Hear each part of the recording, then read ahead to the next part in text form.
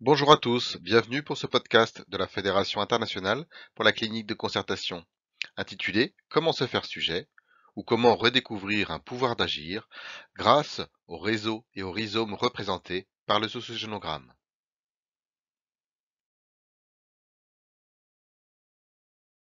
Pour introduire ce podcast, nous nous aiderons d'un écrit de Patrice Maniglier qui propose un regard novateur sur la force convocatrice des individus et des familles en détresse multiple.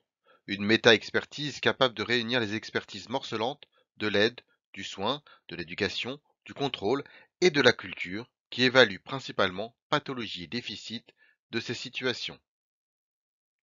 Pour casser la relation d'objectivation et de surplomb qui existe entre les professionnels et l'usager, on mêle ensemble plusieurs savoirs hétérogènes.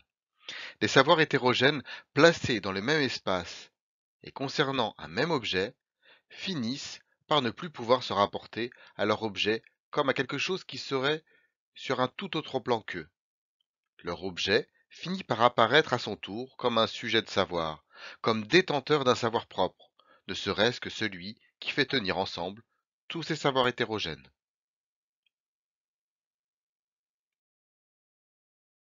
Dans les échanges entre membres professionnels des réseaux, nous trouvons souvent une cascade d'énoncés à la forme passive, où le sujet subit l'action. En tant que psychiatre, en 2021, Jean-Marie Lemaire nous livre qu'en plus de 35 ans d'expérience, il a eu l'occasion de lire quantité de rapports et d'écrits présentant des situations complexes où paradoxalement, le sujet du verbe est toujours passif. Ce sujet qui subit l'action, alors même que l'on affirme travailler pour son autonomie, pour l'empowerment ou toute autre forme de pouvoir d'agir.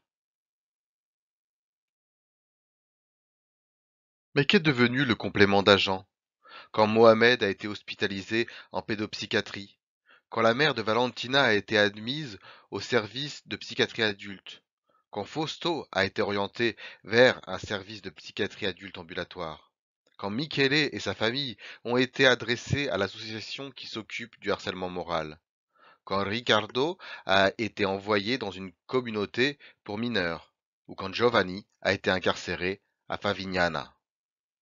Mais par qui ont-ils été hospitalisés, admis, orientés, adressés, envoyés, incarcérés? Qui est ce fantôme? Et d'ailleurs, est-ce un fantôme malveillant? Ou se pourrait-il que ce soit une fée bienveillante? Aussi, quand le complément d'agent apparaît, il n'est le plus souvent identifié que par l'acronyme de l'institution orientatrice. Mais où sont passées les personnes, intervenants sociaux, psychologues, gardiens de la paix, infirmières, psychiatres, juges?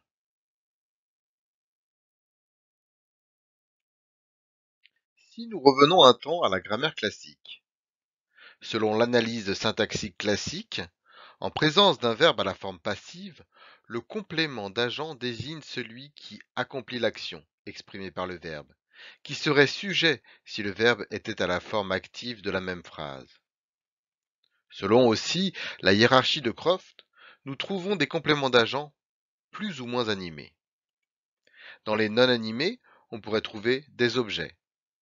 Dans les non humains et animés, les animaux. Dans les non humains, nous pouvons trouver des prénoms ou des fonctions.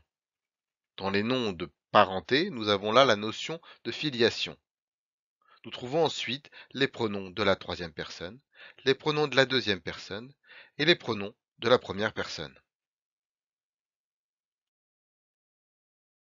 Dans la construction d'un sociogénogramme, nous choisissons de commencer par nommer les personnes professionnelles par qui est sollicitée notre attention sur la situation, comme par exemple une chef de service du EMO par laquelle est sollicitée une éducatrice pour proposer l'analyse d'une situation en clinique de concertation.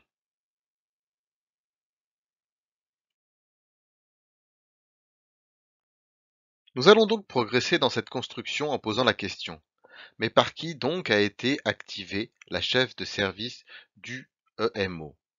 Nous dessinons la flèche qui représente que c'est par le juge qu'a été missionnée la chef de service du EMO pour s'occuper de la famille.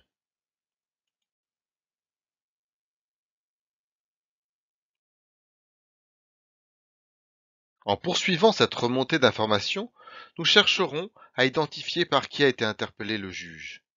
Nous pourrons alors représenter l'activation du juge par une professionnelle de l'ASE qui se fait du souci pour cette situation.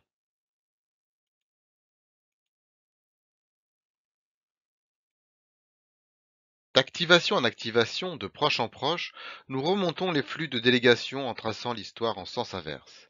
Nous pouvons ainsi découvrir que c'est la directrice de l'école qui a activé la professionnelle de l'ASE.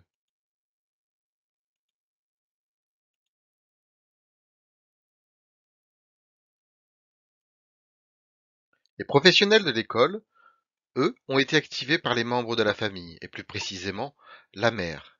Concomitamment, la maîtresse est activée par le comportement de la fille du couple. Nous ouvrons alors les délégations intrafamiliales. Nous pouvons interroger le degré d'approbation ou de désapprobation ressenti par la mère de la part du père de l'enfant, même et surtout s'il est éloigné pour ses prises de décision qui concernent leur enfant. Ainsi, redessiner les parcours grâce au sociogénogramme nous permet de reconnaître le pouvoir d'agir des personnes accompagnées et des professionnels que nous redécouvrons chronologiquement à l'envers.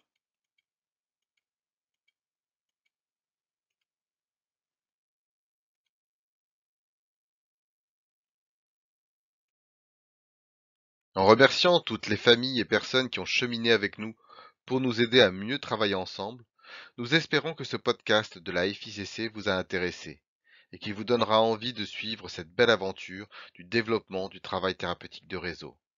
Merci pour votre écoute et à bientôt.